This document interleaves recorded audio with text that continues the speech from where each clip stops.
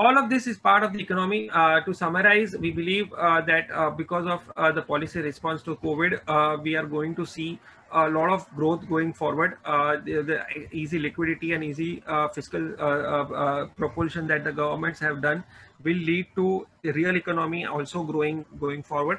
Equity markets, as you would say, that it is a reflection of what is expected to happen in the economy, is also likely to follow, lead the growth rather, and that is what we are seeing in the markets. If we look short to medium term, economic activity, as I said, post lockdown is likely to pick up.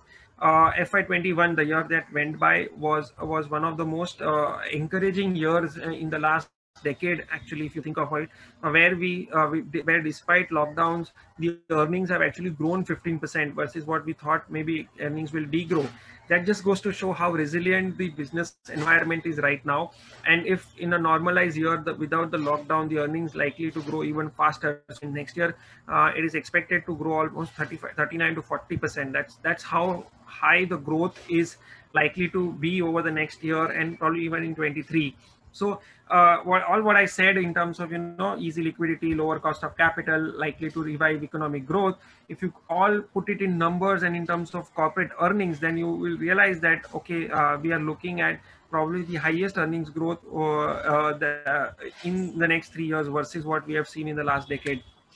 This is probably one metric that is kind of giving the entire optimistic scenario that we are looking forward to. I said rural economy is improving. Agri commodity prices are at a lifetime high globally. A lot of agri commodities are trading at a lifetime high prices, which is actually helping the farmers, the rural economy. And with third monsoon being in place, I think we are definitely poised for a very good recovery in the rural areas. Liquidity is in surplus and markets have rallied.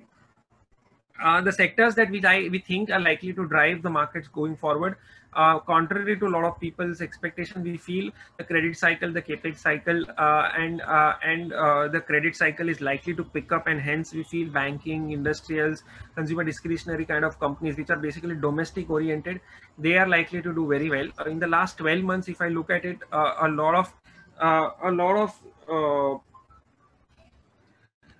of sectors related to the global economy have done very well. Sectors like IT, pharma, metals, commodities, they have done very well because the global economy, like I said, the stimulus in global economy was so high that these companies which are linked to what happens globally benefited from it, and hence they have done very well.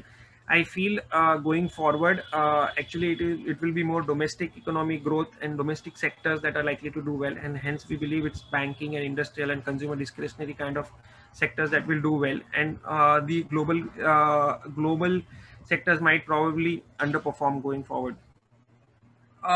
Just to give some perspectives on how we are seeing the recovery, you see the growth degrew by sales for the listed companies degrew by 15% in Q1, and now we are almost plus 15%. And as the low base hits next year, growth will be even higher.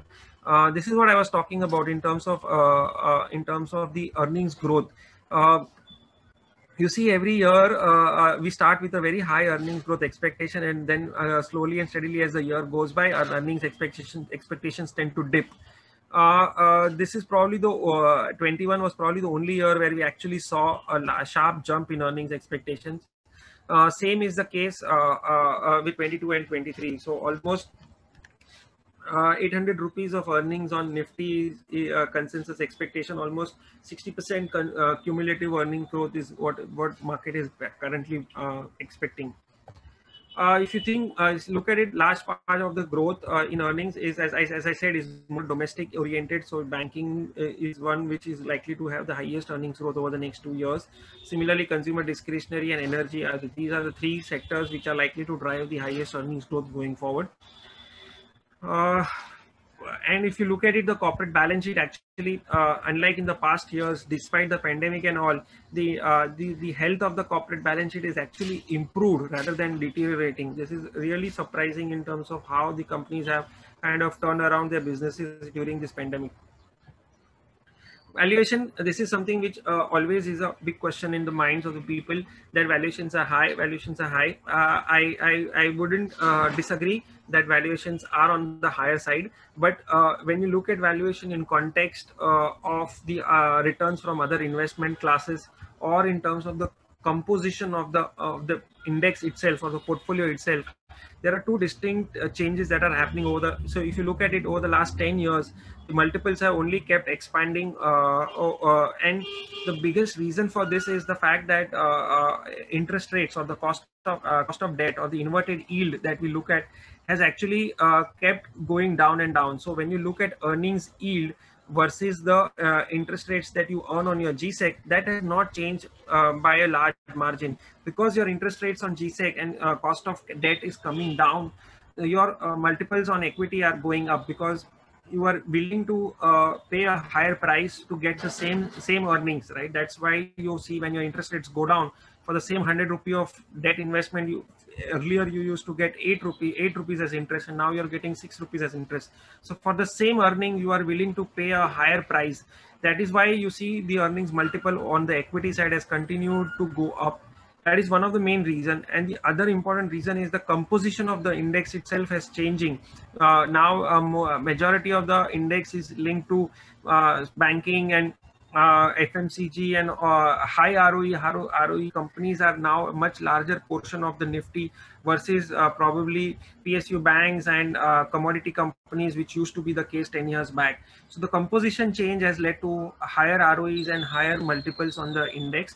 At the same time, the alternative cost of capital is going down, and because your debt returns are going down, your multiple on equity is actually going up.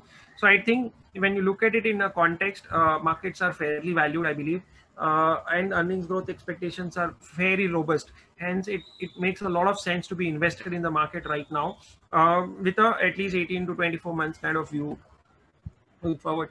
A lot of questions and a lot of people fear about what is going to happen with COVID and what is likely to second wave has happened in the country. My point is that in the near term, everything looks very risky, because we don't know how the pandemic will pan out. But having experienced what happened last year, having now knowing that there is a vaccine that is available and people are getting vaccinated, almost 25% or 20, the last statistic that I was looking at, almost 25 to 30% of people in India who are eligible are already getting vaccinated. So I mean, the vulnerable category of people aged 45 and above are actually getting vaccinated because they are the ones who are eligible. Though 10, so if you look at it as a country, we have 10% of the population has got vaccinated so far. But if you look at the vulnerable category, then almost 35-40% has got vaccinated.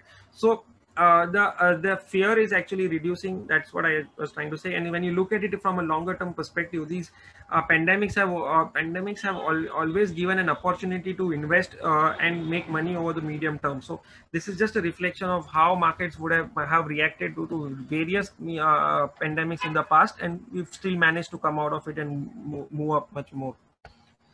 What are the key risks? Like I said, large part of the rally in the market is also led by the policy responses from the central government, and hence any reversal of this accommodative policy will actually be a risk to the markets. Domestically, of course, like I said, in the near term, we are seeing a lot of rise in COVID cases. If something kind of untoward was to happen, we should be aware of, and we should kind of keep in back of our mind. And similarly, like I said, in tightening by the Fed, the reversal of policy, accommodative policy, even RBI has put a lot of accommodative policy stance, and any reversal there can also be a risk.